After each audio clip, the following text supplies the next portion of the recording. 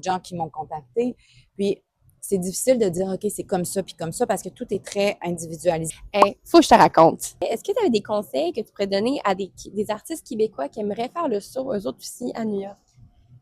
Il y a 1000 conseils, puis autant de conseils que de gens différents, mais je pense que c'est de ne pas avoir peur de prendre des risques. Il y a beaucoup de gens qui m'ont contacté, puis c'est difficile de dire, OK, c'est comme ça, puis comme ça, parce que tout est très individualisé dans le processus, Oui. mais je crois vraiment que c'est la capacité à prendre des risques.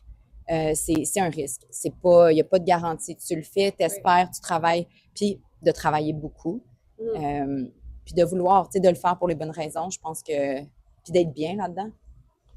Puis sur une autre note, à part la poutine, c'est quoi qui te manque du Québec, là? Ma famille, mes amis, c'est vraiment, vraiment cliché, mais ça me manque. Mais je suis très chanceuse. Mes amis viennent me voir régulièrement. Donc, je retourne aussi au Québec, soit dans le bas du fleuve, soit à Montréal pour le travail ou pour les amis.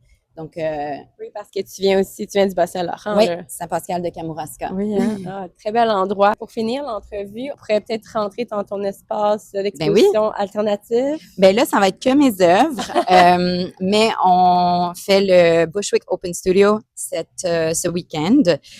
Donc, il va y avoir des œuvres de 5 autres artistes.